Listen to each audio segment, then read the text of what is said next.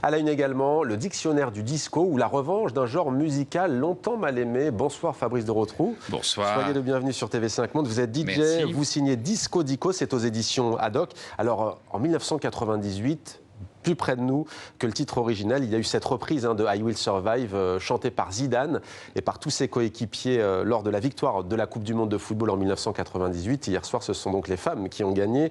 Est-ce que vous diriez que le disco est éternel ? Il est plus qu'éternel.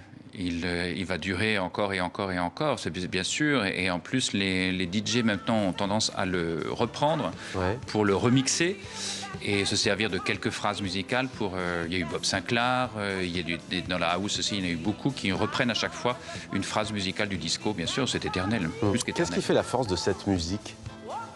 Le rythme au départ, le rythme fait la force de cette musique, et ensuite l'époque où s'est déroulé où a vécu le disco, qui était une époque libre, où les gens il y avait une certaine félicité dans la vie, et c'est pour ça que ça reste encore dans la tête des gens, et c'est une musique festive, et c'est une musique qui se danse, et pendant très longtemps on a dit que c'était une musique qui ne se lisait pas, et c'est pour ça que ça a été un genre qui ne s'est pas beaucoup apprécié de la part des critiques, qui étaient essentiellement des critiques de rock. Et comme le disco a explosé très rapidement quand il a été lancé, c'est-à-dire dans les années 74 et surtout 75, c'est pour ça que les critiques de rock en ont conçu une certaine rancœur. Vous disiez le rythme, un mot sur le rythme, justement, 2 temps, on va dire. C'est ça, même 4 temps, et ça a été inventé par un monsieur qui s'appelait Earl Young, qui était le batteur d'un groupe qui s'appelait MFSB, et ensuite qui a travaillé avec le Salsoul Orchestra. Quand est né le disco exactement 70 ? Alors, il y a beaucoup, personne ne sait exactement quand il est né. Moi, je l'ai daté entre 75 et 82, mais les premiers titres disco apparaissent en 1973, notamment à la Motown, et puis chez leur ennemi, le Philadelphia International Record. Alors, on va se mettre dans l'ambiance de ces années 1970 en France, avec des images de notre partenaire Radio-Canada. Regardez.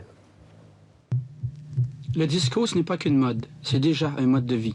Ce n'est pas une philosophie non plus, comme ce qu'est devenu le rock'n'roll, ce n'est encore qu'un rythme de vie. Il y a 125 pulsations à la minute dans la musique disco. C'est à ce rythme que bat le cœur des nouveaux-nés. On ne sait pas trop quand ni comment ça va finir. Tout ce qu'on sait, c'est comment ça se fait et d'où ça vient. Et surtout de 2 milieux, le milieu noir et le milieu gay. Bon, alors tout ça, ça a commencé là, dans les endroits très cachés, et ça marchait très longtemps parce que les live entertainers ne voulaient pas, les spectacles et tout ça, les cabarets, ne voulaient pas aller dans les lieux gays ou noirs. Alors, évidemment, il fallait qu'ils fassent quelque chose. Ils ont fait le phénomène de mettre une chanson après l'autre, enchaîner comme ça, et puis faire ça wild. Et comme ils n'avaient pas d'autres spectacles, ils ont fait les lumières. Une réaction à ces propos Oui. Alors, il y a plusieurs réactions. La première, c'est que le Canada a été une terre très fertile pour le disco. Et la deuxième chose que je vois, c'était le DJ de chez Régine. Il faut savoir que le disco est un terme français. On dit le ou la disco. Et c'est un terme français, ça vient de discothèque, puisque cette musique était écoutée et propagée par les DJ, qui était un métier qui se lançait. Et donc, puisque c'était écouté en discothèque, c'est devenu le disco. Voilà. Alors, qu'avez-vous voulu faire? Comment avez-vous façonné ce Disco Dico? C'est une œuvre fleuve. Vous avez répertorié les grands groupes? J'ai répertorié les moins connus, les plus connus, les chanteuses, les chanteurs, les groupes, les compositeurs, les producteurs, qui étaient très importants à l'époque, les choristes, les labels, les studios d'enregistrement, certains clubs aussi qui ont été très importants dans la propagation du disco. Voilà. Et donc au départ, je pensais avoir... tout a commencé parce que je cherchais de la musique à passer en soirée. Et donc j'ai commencé à chercher. Et puis pour tout vous dire, j'en ai eu un petit peu assez qu'on me raconte aussi des choses qui n'étaient pas tout à fait vraies. Donc j'ai commencé commencé à chercher. Ouais. Mais par exemple, c'est quoi l'idée reçue? On cherche.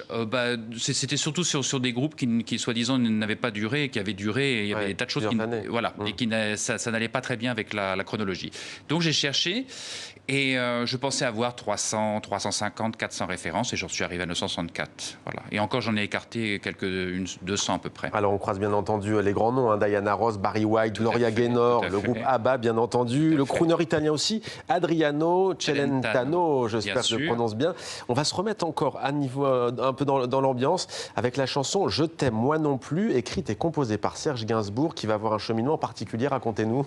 Alors, Je t'aime moi non plus était une chanson qui a fasciné un monsieur qui s'appelle Giorgio Moroder.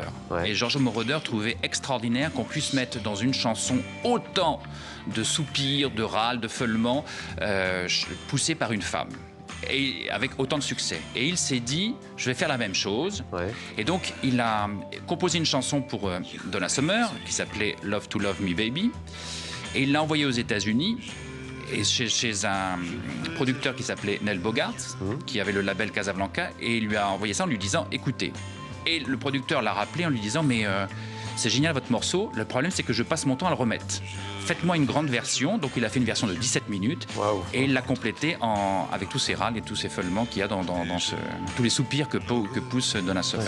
Et ça a été le début d'un genre surtout après. Le début d'un genre. Alors on disait tout à l'heure éternel, le mot n'est pas trop fort. Prenons par exemple le célèbre Born to Be Alive de Patrick Hernandez, enregistré en 1978. C'est devenu l'un des plus gros tubes disco, mais de la musique tout court quasiment. Tout à fait, tout à fait. Et en plus apparemment c'était une chanson rock au départ. Et il est allé voir un producteur belge et le producteur belge lui a dit ça serait bien que tu le refasses en disco. Voilà. Très francophone, décidément.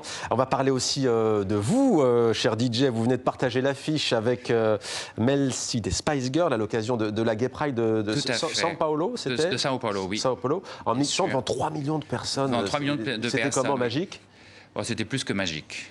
En fait, ils m'ont prévenu la veille que j'allais ouvrir la Gay Pride de São Paulo et j'ai lancé l'hymne brésilien et juste après, j'ai lancé une chanson disco qui s'appelle, ça y est, j'ai un trou de mémoire, Love's in the Air de John Paul Young et donc ça a ouvert la Gay Pride et je crois que quand on a commencé autour du premier char où je mixais, il y avait à peu près 500 000 personnes. C'était incroyable, incroyable. Et ensuite, j'ai remonté toute la Gay Pride puisque je suis allé mixer dans le 18e char, qui était le char des officiels. Et en remontant, j'ai croisé des gens, c'était complètement fou. La police a dit qu'il y avait à peu près 3 millions, donc je pense qu'il y avait un petit peu plus que 3 millions. C'est déjà élevé. 4 millions, c'était énorme, c'est énorme. Merci beaucoup, DJ Merci Fabrice de Rotrou. Je rappelle un Dico édition ad hoc. Merci d'être venu sur notre plateau.